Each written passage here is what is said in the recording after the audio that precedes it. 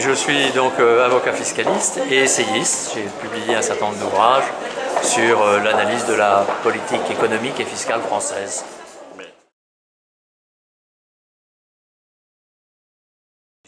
Pour le moment, nous sommes dans une tendance qui n'est pas favorable, puisque l'impôt, depuis plusieurs années, ça n'est pas seulement au cours des 18 ou 20 derniers 24 mois, mais depuis maintenant 4 ou 5 ans, l'impôt ne cesse d'augmenter et il est en train de tuer à la fois la croissance et le revenu fiscal de la France lui-même.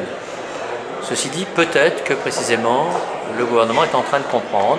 On parle maintenant de réduction d'impôts, ce qui serait salutaire pour la France.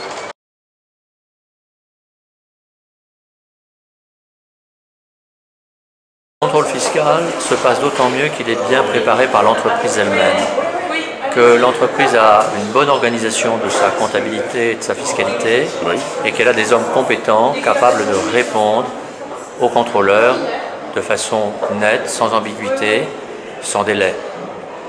Ça, c'est le plus important. Au-delà, je crois qu'il faut considérer que les contrôleurs, habituellement, sont des gens qui connaissent leur métier, leurs procédures. Ils ne vont pas tout voir, ils vont parfois voir des choses auxquelles on ne s'attend pas, en méconnaître d'autres que l'on redoute. Alors, répondons bien aux questions qui sont posées par le contrôleur, ne répondons pas au-delà des questions. Par contre, répondons bien aux questions, donnons les éléments qui sont requis, pour le moins dans la limite de ce que la loi requiert que l'on donne. À cet égard, il vaut sans doute mieux que l'entreprise soit accompagnée, pas forcément en première ligne, mais en seconde ligne, par son expert comptable, son avocat ou autre conseiller compétent.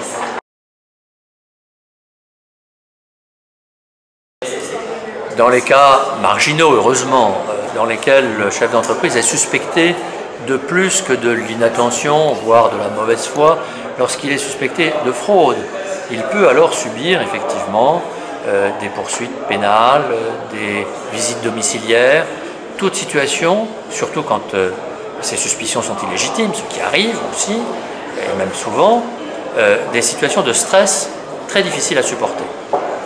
Et là, il faut que le chef d'entreprise soit fort. Il faut qu'il sache qu'il vit dans un état de droit et qu'il doit résister. Il ne doit pas livrer... Voilà. Ne jamais céder à la pression ou à l'émotion. Se livrer à la peur.